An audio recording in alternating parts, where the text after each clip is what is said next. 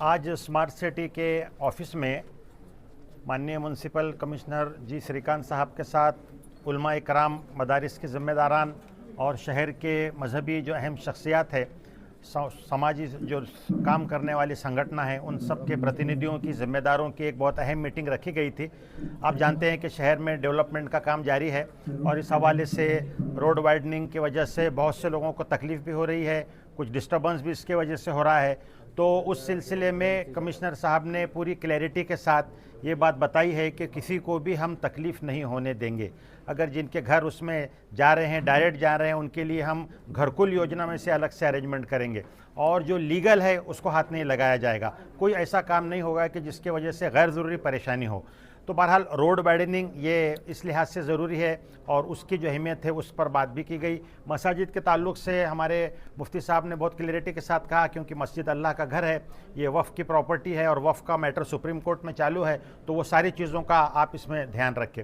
उसके बाद में ख़ास करके जो एक अहम इशू है कि लोग यहाँ पर बहुत दिनों से रह रहे हैं, बहुत सालों से, लेकिन इलीगल कंस्ट्रक्शन और एक स्लम्स डेवलप हुए हैं। उनका ये कहना है कमिश्नर साहब का कि 2020 के पहले जो घर हैं उनको हम बहुत आसानी से, बहुत मिनिमम चार्जेस के ऊपर, बल्कि अगर आपका FSI 1.1 है तो हम कोई बेटरमेंट चार्जेस भी आपसे नहीं लगाएंगे और बहुत कम कीमत के ऊपर अभी आप अपनी प्रॉपर्टी को लीगलाइज कर सकते हैं। तो इस तरह से उम्मीद है कि हमारे उलमा इकराम शहर में लोगों से अपील करेंगे और बहुत सारी जो इलीगल कंस्ट्रक्शंस है वो रेगुलराइज हो जाएगी। टैक्स के बारे में उन्होंने कहा कि जो इंटरेस्ट लगाया जाता था उस पर 95% हमने छूट दी है और ये 15 अगस्त तक के ये पहले फेज़ में ये स्कीम लागू है। तो अगर आप भर दें तो बहुत पुराना टैक्स है, 500, 800, 1000 रुपये, सिर्फ वो आप भर दें तो ये काफ़ी हो जाएगा। तो ये अहम चीज़ है। मदारिस के ताल्लुक से भी उन्होंने वादा किया कि मैं लीगल टीम से बात करूँगा। हमने उनसे दरख्वास्त की है कि साहब आप कोई मिनिमम चार्जेस लगाएं, या अगर चाहें तो धार्मिक स्थल हैं तो उसको आप फ्री में भी कर सकते हैं। तो जितने भी मदारिस यहाँ पर हैं उनके लिए इस तरह से इंतज़ाम किया जाए कि वो गुंठेवारी में उनको भी करके रेगुलराइज किया जाए।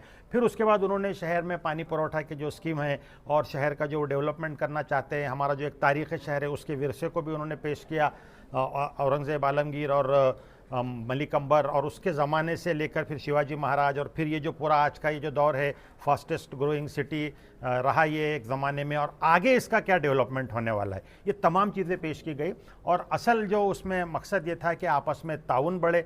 आमतौर पर एक गलत फहमी होती है मुस्लिम कम्युनिटी के ताल्लुक से भी, हम भी, क्योंकि हमारे पास भी ऐसी कुछ खबरें इधर उधर से आ जाती हैं तो गलत फहमी होती हैं। तो रास्त मुलाकात उलमा इकराम की, ज़िम्मेदारान की, उनसे हुई और फिर ये बात कही गई कि हम आपस में जो भी नेकी के काम हैं, प्रगति के और तरक्की के काम हैं, इसमें हम सब एक दूसरे का ताउन करेंगे और इस तरह से हम आगे बढ़ेंगे। तो बहुत मस्जिदों के ताल्लुक से उन्होंने कहा कि साहब सेकंड फेज़ में हम उसमें लेंगे जो बहुत सारे इस पर, तो जैसे उन्होंने एक मिसाल देके बताया कि हमने बाजू में रास्ते को एक घर था, उन्होंने कहा कि अगर आप ये घर खाली कर दे तो हम रोड थोड़ा सा डाइवर्ट कर देते हैं। तो इस तरह से वो नेगोशिएशन होगा। हमने हमारे तरफ से ये बात कही है क्योंकि ये मामला वफ़ का है और वफ़ का जो इशू है आप जानते हैं उसमें वक्फ बाय यूज़र और बहुत सारी चीज़ें, तो ये कोर्ट में है, तो आप इसका लिहाज रखते हुए कार्रवाई करें। पुराने शहर में कुछ बात हुई?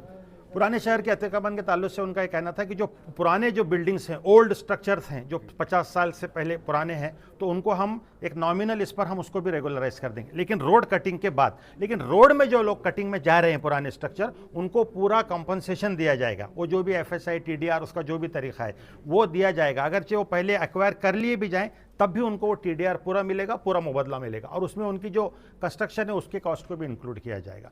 और यहाँ तक कि अब उस पर भी उन्होंने नोट किया है कि सब हम उसको गुंठेवारी में के तहत लाकर उसको भी हम रेगुलराइज कर देना चाहते हैं। तो वो भी प्रोसेस उन्होंने कहा कि थोड़ा हम लीगल टीम से मशवरा करके इस पर आपसे बात क्या कहेंगे जल्दी। देखिए, पूरी जो मीटिंग में जो बात खुल करके सामने आई, हमने भी हमारी तरफ से ये बात रखी कि साहब शहर में छोटे व्यापारी हैं और इस पर रहने वाले लोग हैं, तो उनका आप ख्याल करें। तो उन्होंने ये बात का एश्योरेंस उन्होंने दिया है कि साहब किसी का भी देखिए डेवलपमेंट प्लान आपके सामने है, उसके अंदर, रोड के अंदर जो ज़मीन आ रही है वो टूटी जाएगी। अगर आपकी लीगल प्रॉपर्टी थी आपको कंपनसेशन मिलेगा, अभी नहीं तो बाद में मिल जाएगा। लेकिन जो इन्हें, इसका मतलब ये नहीं है कि जो इलीगल है, उन्होंने कहा कि 5000 घर हमने तोड़े, अभी तक कोई भी एक ऐसा घर नहीं तोड़ा कि जिसकी कोई लीगल वैलिडिटी थी। जो तोड़े हैं, जो रिजर्वेशन में थे ऑलरेडी, या कुछ हैं इसी तरह से तोड़े हैं। तो उनका ये कहना है कि हमारा कोई मकसद किसी को तकलीफ़ पहुंचाना, हम तोड़ रहे हैं तो हमको अच्छा नहीं लग रहा, लेकिन शहर के विकास के लिए ये ज़रूरी है। तो इस बात को उन्होंने एश्योरेंस दिया है कि किसी पर ऐसी गलत कोई कार्रवाई नहीं की जाएगी। शहर में अफवाहें फैल रही हैं, लोग कुछ अलग अलग तरीके की बातें करते हैं। और उसके बाद उन्होंने आखिर में एक हेल्पलाइन नंबर भी हमको दिया है कि हमारे अगर कुछ भी ऐसा महसूस होता है तो उन्होंने कहा है कि आप हमारे जो ऑफिसर हैं, उनका नंबर नोमान साहब का दिया है, उसके ज़रिए से आप कभी भी मुझसे कांटेक्ट कर सकते हैं। तो हमको इस बात की उम्मीद है कि जहां कुछ अगर वाक़या और इंसिडेंट्स हो भी तो इंशाल्लाह हम उसको रिजॉल्व करने की कोशिश करें। वफ़ की प्रॉपर्टीज़ के बारे में उनका ये कहना है कि अगर वफ़ हमको एनओसी देता है तो हम उसको गुंठेवारी करके रेगुलराइज कर देंगे। तो वफ़ के ऑफिसर को भी बुलाया था उन्होंने यहाँ पर, वो भी मौजूद थे। तो उन्होंने कहा कि साहब जो लोगों के पास में किराएनामा है उनको हम एनओसी देने के लिए तैयार है। तो इस तरह से शक्ल बनती हुई नज़र आ रही है कि अगर कोई वफ़ की प्रॉपर्टी पर भी है, उसके पास किराएनामा है, वो लेकर के चले जाए और वो कॉरपोरेशन में जब पहुंच जाएगा तो गुंठेवारी के तहत उसको भी रेगुलराइज करके उसका भी घर रेगुलराइज हो। किन मुद्दों को लेकर बात? ये जो मीटिंग है, हम लोगों ने कमिश्नर साहब से पहले से बात किए थे और उसमें गुंठेवारी के सिलसिले में और मदारिस और मसाजिद के सिलसिले में जैसा तफसीली बात हो गई है। और अल्लाह का फज़ल है कि बड़े अच्छे माहौल में सारे मसाइल आए हैं। अब इस सिलसिले में जो भी मुश्किलात अगर है तो वो कमिश्नर साहब के साथ जो है बैठ के या हमारे तवज्जुह से अगर पेश करेंगे तो सारी मुश्किलात इसमें हल होगी, समझे नहीं। मस्जिद और मदरसे को लेके क्या गाइडेंस दे रहे हैं, क्या बताएं? आइंदा हमारी तरफ से सब लोगों से गुजारिश है कि गुंठेवारी के सिलसिले में बतौर ख़ास जो है वो फौरी करवा ली जाए और इससे फ़ायदा उठाएं। और हमारे कमिश्नर साहब इस सिलसिले में बहुत संजीदा हैं और वो हर एतबार से सहूलत फराहम करने के लिए तैयार है। ये एक सुनहरा मौका है, इस वजह से हम तमाम शहरियान से कहेंगे कि भाई उनका ताउन इस सिलसिले में किया जाए गुंठेवारी के बारे में, और फौरी जो है अपने से जो भी मकानात हैं उनकी गुंठेवारी करवा ली जाए। इस सिलसिले में कमिश्नर साहब से बात भी होगी। प्रकार का सर ये गलत हो रहा है, ये वही भी आपको परेशान करने का। अगर कुछ हो नॉर्मल आपके नंबर दे दीजिए कि आपका नंबर में कोई मैसेज आए वो मेरे को तरफ करिए और हम वो प्रॉब्लम सॉल्व करने की, इमीडिएटली सॉल्व करने की हम आपको प्रॉमिस करते हैं। सभी को मेरा प्रणाम। और आज जो तमाम रिलीजियस लीडर्स हैं, विशेष करके मुफ्ती मोइज़ कासमी साहब और हफीज़ इलियास फलाई साहब और इंजीनियर वाजिद खादरी साहब, मुफ्ती शेख शफीक साहब और बोर्ड से आए हुए अधिकारी और सभी इस शहर के विविध मस्जिद मदरसा में पढ़ाने वाले, सामाजिक ज्ञान देने वाले सभी रिलीजियस लीडर को मेरा सप्रेम नमस्कार करता हूँ और आदाब करता हूँ। पहले आपके भले आपको लिखा हो, फिर भी आपकी इजाज़त से ये शेर पेश करना चाहता हूँ। इजाज़त होगी? हमसे मत पूछिए बशर कैसी है हवा, हमसे मत पूछिए बशर कैसी है हवा, इस शहर में जो खुशबू है वो कहीं और नहीं। तो मैं जो पिछले 2 साल से इस शहर के कमिश्नर बोल के काम कर रहा हूँ, पहले साल पूरे स्टडी हो गई, सेकेंड ईयर में पूरे लोकसभा विधानसभा इलेक्शन हो गया। इस 2 साल के पहले मैं 2 साल जीएसटी में कमिश्नर था, उसके पहले मैं लातूर में 4 साल कलेक्टर था, उसके पहले नांदेड़ में 4 साल वहाँ पे भी म्युनिसिपल कमिश्नर था और असिस्टेंट कलेक्टर था, प्रोबेशनर था।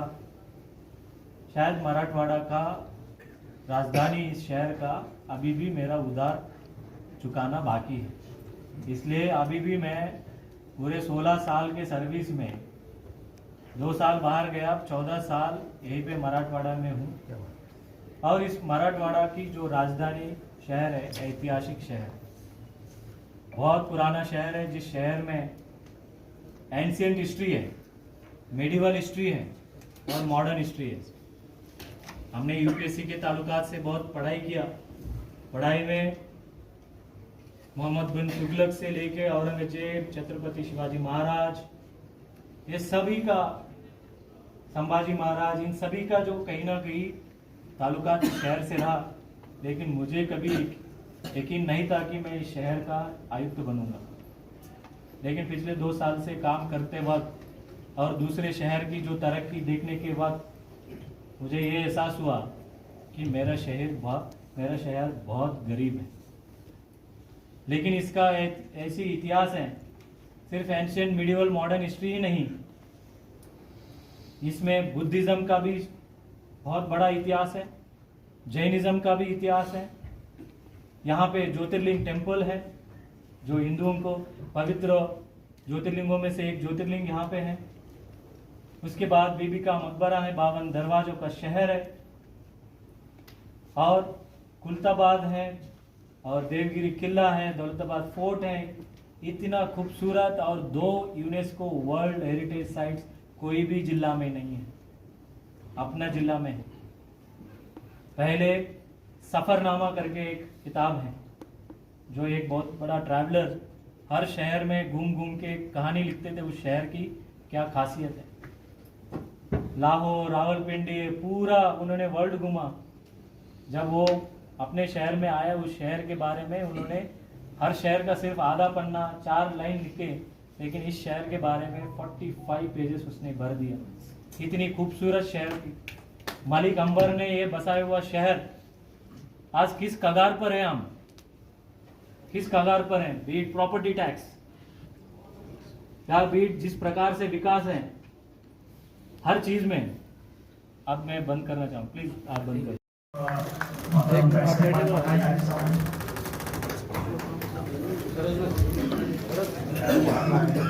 तो कलीम तुम होता है मोटी कमिश्नर साहब कहीं ले जाएंगे उनको रास्ता दे, और उसके बाद